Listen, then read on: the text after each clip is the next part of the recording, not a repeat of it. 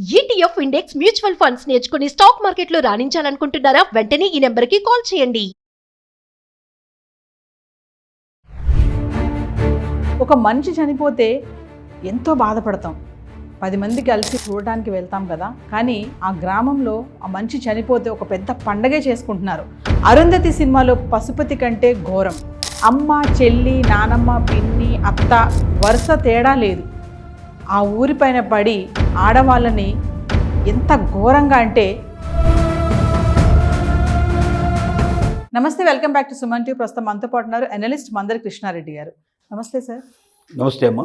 Sir, Warangal Jangaon డిస్టిక్లో ఒక గ్రామంలో అసలు అంటే ఒక వ్యక్తి చనిపోతే ఊరే కూడా కదిలొస్తుంది చూడ్డానికి అని కొంచెం బాధ ఉంటుంది కదా. కానీ ఆ ఊర్లో ఆ వ్యక్తి చనిపోతే ఒక పండగలాగా ఒక దీపావళి లాగా వాళ్ళు సెలబ్రేట్ చేసుకుంటున్నారు. తీరు వివరాల్లోకి వెళ్తే అతను ఒక కామాంధుడు. మనం అరుంధతి సినిమా చూసే ఉంటాం కదా సార్. అరుంధతిలో ఉంటాడు కదా పశుపతి.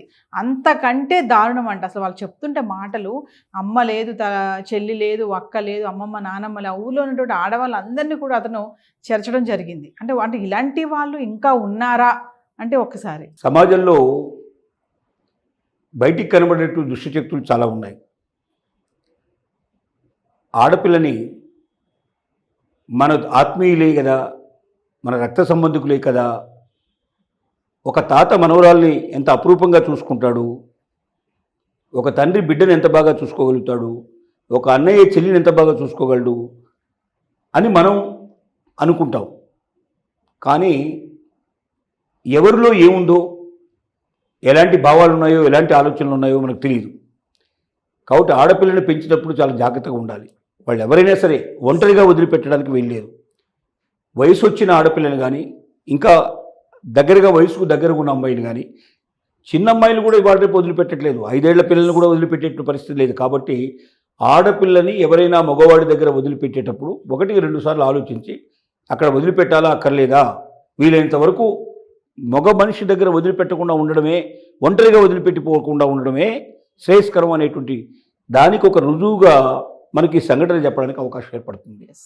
జనగాం జిల్లాకు సంబంధించిన ఒక గ్రామంలో ఒక కామాంధుడు 2 భార్యలు చేసుకున్నాడు. సహజంగా ఇవాళ 2 భార్యలు చేసుకోవడం మనం నేరం కింద లెక్కేస్తాం. కానీ ఒకరి అంగీకారంతో ఇంకొకరిని మ్యారేజ్ చేసుకుంటే తప్పు లేదు అనేది మన చట్టం చెప్తోంది. అంటే మొదటి భార్య అంగీకారంతో 2వ భార్యను పెళ్లి చేసుకోవచ్చు. ఆ రకంగా 2 అంగీకరించినట్టుగా ఉన్నట్టయితే ఇబ్బంది లేదు. అదే మొదటి భార్య నా అంగీకారం లేకుండా 2వ భార్య చేసుకున్నాడు అని చెప్పి కోర్టుకు వెళ్తే ఖచ్చితంగా అతనికి శిక్ష పడుతుంది. కానీ వీళ్ళిద్దరూ ఒప్పుకున్నారు, అంగీకరించారు, 2 అతనితోటి కాపురం చేస్తున్నారు. 2తో సరిపోదని ఆ 2ని విపరీతంగా కామాంధులు అనేక రకాలైనటువంటి అతని ఆలోచనలకు, వ్యసనానికి వాళ్ళని రకరకాలుగా వాడుకునే ప్రయత్నం చేశాడు. వాటిల్లో వాళ్ళు ఒక రకంగా విసిగిపోయారు, వేసారిపోయారు. చాలాసార్లు భరించలేక చాలా బాధపడ్డారు, ఏడ్చారు, మొత్తుకున్నారు. కానీ వినేవాడు ఎవరు లేరు. బయటికి చెప్పుకుంటే పరువు మర్యాదలు పోతాయని వాళ్ళు బయటికి చెప్పకుండా వాళ్ళలో వాళ్ళే దాచుకున్నారు. సమయం కోసం వేచి చూస్తున్నారు. ఈ లోపల వాడు చేసిన పని ఏమిటంటే, ఆ ఊళ్ళో వరుసకయ్యేటువంటి వాళ్ళు, తల్లి వరుస, చెల్లి వరుస, అలాగే మేనత్త, చివరికి నానమ్మ వరుస అయ్యేటువంటి వాళ్ళని కూడా, అంటే అంత ఏజ్ వాళ్ళని కూడా వదిలిపెట్టకుండా ఒకరి తర్వాత ఒకరిని అతను అనుభవించాడు, చేర్చాడు. ఈ క్రూరత్వాన్ని చూసి వాడు చేస్తున్న పని మొత్తం గ్రామంలో అందరికీ తెలుసు. వాడు ఒక పెద్ద సైకో అని. వాడి జోలికి వెళ్ళేంత ధైర్యం లేదు.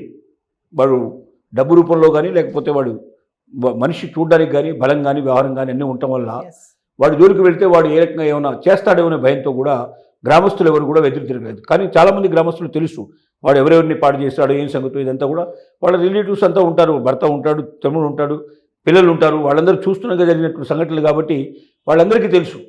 కానీ వాళ్ళందరూ కూడా కలిసి ఉమ్మడిగా ఎదిరిస్తే ఎప్పుడో వీడి పని అయిపోయి ఉండేది. కానీ మన దగ్గర ఏంటంటే, ఏమో నేను ముందుకెళ్తే ఏ పోలీసు వచ్చి నన్ను పట్టుకుపోతాడో అనేటువంటి భయం చాలా ఉంటుంది. చాలామంది చెప్తున్నారు సార్, భార్యలు మా ఆయనకి చెప్తే మళ్ళీ తను చంపడం చేస్తాడు, మళ్ళీ తను జైలుకి వెళ్ళిపోతాడు, మేము అన్ని దాచుకున్నాము, ఎవరికి చెప్పలేదు అని. ఇప్పుడు చనిపోయాక అందరు బయటకు చెప్తున్నారు ఆ విషయాలన్నీ కూడా. కరెక్టే. ఇప్పుడు అంతమంది గ్రామస్తులు ఉన్నప్పుడు వాళ్ళందరూ కలిసి ఎదురు తిరిగితే వీడు ఎంతసేపు క్షణాల్లో అవుట్ అయిపోయారు కదా. కానీ వాడు చచ్చిపోయాడు అనుకోండి, ఎవరి మీద పడుతుందని భయం. భార్యలు కూడా ఆ రకంగా భావించారు, ఊళ్ళో వాళ్ళు కూడా అది గమనించారు. కానీ 40 మందిని వాడు చేర్చిన తర్వాత ఆ భార్యలు తట్టుకోలేక వాళ్ళు తిరగబడి పడి చంపేశారు. చంపేస్తే సహజంగా చాలామంది ఆశ్చర్యంతో లేకపోతే భయంతో ఉండే అవకాశాలు ఉంటాయి. కానీ ఊరంతా పండగ చేసుకుంది అంటే వాడు ఎంత దుర్మార్గుడు దీన్ని బట్టి అర్థమవుతుంది. అంటే ఒక రాక్షసుడు చనిపోయాడు, ఈ ఊరికి పండగ వచ్చింది అని భార్యలతో సహా ఊళ్ళో ఉండేవాళ్ళందరూ కూడా ఒక పండగ వాతావరణం కనబడింది, పండగలాగా ఉంది. చివరికి పోలీసులకు వాళ్ళే లొంగిపోయి చెప్పేశారు, మొత్తం జరిగిన విషయం అంతా చెప్పారు. వాళ్ళు చెప్పడం వల్ల వాళ్ళకు బహుశా శిక్ష తగ్గే అవకాశం ఉంది. ఎందుకంటే అతనంత దుర్మార్గుడు అనే విషయం నిరూపించబడ్డప్పుడు, ఇంతమందిని ఇబ్బంది పెట్టాడని చెప్పి, ఇంతమందిని చేర్చాడని చెప్పి తెలిసినప్పుడు తప్పనిసరిగా శిక్ష తగ్గే అవకాశం ఉంది. ఒకసారి శిక్ష లేకుండా కూడా వాళ్ళు బయటపడే అవకాశం ఉంది. ఎందుకంటే అంత ఇబ్బంది పెట్టి, అంత బాధ పెట్టి, తమని హింస పెట్టి అంత బాధకు గురయ్యారు. కాబట్టి ఆ బాధను ఎదిరించి దానికి అంతమొందించుకోవడానికి వాళ్ళు చేశారు ప్రయత్నం. కాబట్టి దాన్ని ఒక్కోసారి శిక్షాస్పృతి నుంచి తీసేందుకు కూడా అవకాశం ఉంది. అది జడ్జిమెంట్ ఆధారపడి ఉంది. ఏదేమైనా అది ఇది ఒక ప్రపంచానికే ఒక సందేశం. ఇది అంటే ఇలాంటి దుర్మార్గుడు కూడా ఉన్నారు, మనలోనే ఉన్నారు, మన పక్కనే ఉన్నారు. మన ఇంటి ముందు ఉండొచ్చు, ఇంటి వెనక ఉండొచ్చు, పక్కన ఉండొచ్చు, మన బంధువుల్లో ఉండొచ్చు, మన స్నేహితుల్లో ఉండొచ్చు. ఎవరు ఏమిటో సంపూర్ణంగా తెలియకుండా మన బిడ్డల్ని కానీ మన ఆడపడుచుల్ని కానీ అలాంటి వాళ్ళ దగ్గర ఒంటరిగా ఉండనీయకూడదు, వాళ్ళకి అవకాశం కల్పించకూడదు. వీలైనంత వరకు ప్రతి మనిషిని గురించి క్షుణ్ణంగా తెలుసుకున్న తర్వాతనే అలాంటి పరిస్థితులు ఉండాలి. అసలు అలా తెలుసుకున్న కేసులు కూడా మనం కొన్ని చూస్తున్నాం. ఇద్దరు స్నేహితులు ఉన్నారు, ఒక స్నేహితుడి భార్య ఉంది, వాడింటో ఈ స్నేహితుడు ఉంటున్నాడు, వీడు ఉద్యోగానికి వెళ్ళిపోతాడు.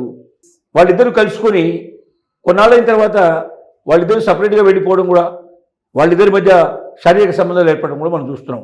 అంటే ఒంటరిగా ఉన్న ఇద్దరు వ్యక్తుల మధ్యలో టైం దొరికి ఇవాళ ఉన్న పరిస్థితుల లోపల వాళ్ళకి కమ్యూనికేషన్ కూడా పెరగడం వల్ల, ముఖ్యంగా సోషల్ మీడియా రావడం వల్ల, ఎక్కడున్నా కూడా ఒకరికొకరు మాట్లాడుకోవడానికి అవకాశాలు ఏర్పడటం వల్ల ఆ రకమైన ఆ ఇద్దరు కలిసి ఉండేటువంటి సమయాన్ని మనం ఎంత ఎక్కువ ఇస్తే అంత ఎక్కువగా ఆలోచనలకి పురిగొలిపే పరిస్థితులు ఏర్పడుతున్నాయి. అంటే ఒక మర్యాద కానీ, ఒక ప్రేమ కానీ, ఒక భయం కానీ ఇలాంటివి లేవు. ఎందుకంటే పెద్దవాళ్ళు లేరు. పెద్దవాళ్ళు ఇళ్లలో ఉంటే ఆ భయం ఉండే అవకాశం ఉంది. అలా ఎవరైనా ఉన్నా కూడా వాళ్ళని ఎక్కడ కూర్చోబెడతారు, వాళ్ళకి మధ్యలో ఎంత డిస్టెన్స్ ఉండాలో వాళ్ళు ఉంచుతారు. కానీ అసలు పెద్దవాళ్ళనే మనం బయటకు పంపించేసి ఓన్లీ సింగిల్ ఫ్యామిలీస్ ఉండడం ఎప్పుడైతే అలవాటు చేసుకుంటున్నామో ఇలాంటి అనర్థాలన్నీ జరుగుతున్నాయి. భవిష్యత్తులో ఇలాంటి అనర్థాలు జరగకుండా ఉండాలంటే చాలా జాగ్రత్తగా ఒక వ్యక్తిని పరిశీలన చేసి అతని గురించి సంపూర్ణంగా తెలిస్తే తప్ప అలాంటి వాళ్ళని దరిదాపులకు రానియకుండా ఉంటేనే చాలా మంచిదని ఈ సంఘటన మనకు గుర్తు చేస్తోంది. Thank you.